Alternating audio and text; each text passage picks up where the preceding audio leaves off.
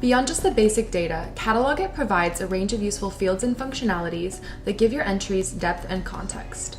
In this segment of the Museum Demo series, we're going to continue building on the foundation of an entry. You'll flesh out your entry with creator, dates, dimensions, valuations, accessories, and web links, and learn how to use tags and folders. Let's get started. Okay, let's continue to document our iron here. Now, the first thing I'm going to do is attach this to a particular collection. Now I've got a collection created for my 19th century household items, so I'm going to select that. And I'm also going to note that I'm the one doing the cataloging here. So I'll search for my name and attach myself there. Let's scroll down a little bit to the Made or Created expansion panel. And this is where you document who created the item here. If there was a particular artist, you can note who that is, or if it's attributed to an artist, you can note that. You can also attach their particular roles. Maybe one person did part of the work and somebody else did additional work. Who's the manufacturer? Now in this case, I believe this iron was made by the Baker Foundry, which doesn't exist yet in my system. So I'm going to click here to create a new record for Baker Foundry. And you notice CatalogIt populates it with my search term there.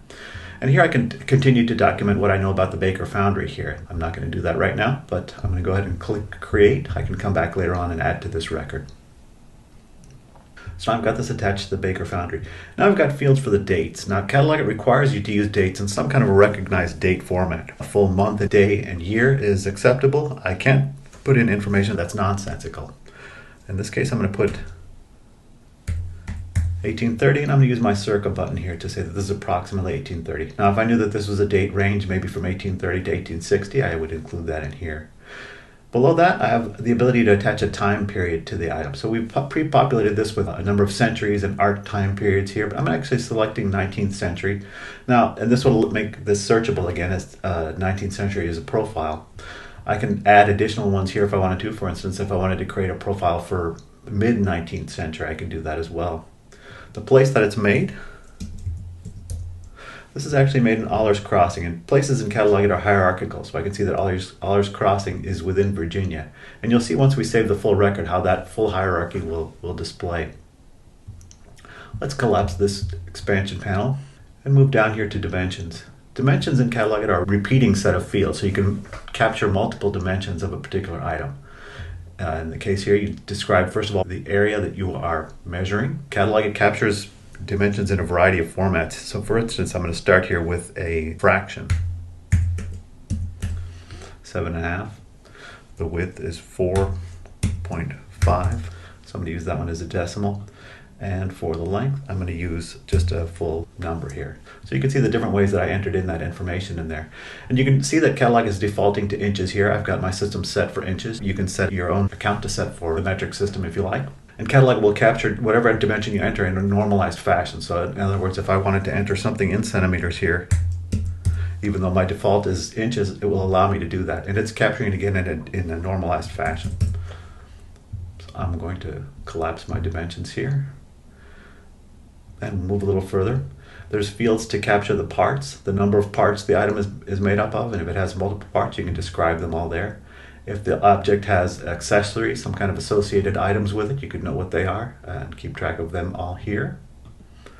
Below that is a field for materials, and again, this is a profile field, so you just have to search for the material that you've got. In this case, this iron is made up of iron and wood. I don't know the specific species of wood, and of course, if there's multiple materials, I can continue to add them, and I've always got the ability to add more here if they don't appear in my drop-down list. Down here a little further is where you capture the valuation of the item. So first I can describe what type of valuation this is. In this case, it's just going to be an estimate. If I had a formal appraisal, I could attach that here as a profile. Here I can include what the estimated value is. I've got my system set to the US dollar, so it's going to track that as US dollars. And I'm going to note that the estimator is myself. And I can click on my calendar to include the date. And here I put notes. Maybe I'd found this as a recent auction price. Moving down a little here, we can include live web links. They can be very handy at CatalogIt. So in this case, I found a great site that deals with the history of ironing here. So I'm going to actually include that there and give it a label of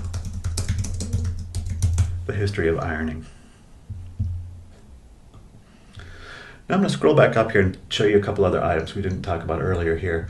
So once again, we've created this entry within our All Entries folder, but I can attach it to any other folders that I want. When I click up here on this folders, I can see the list of folders that I've created now so far.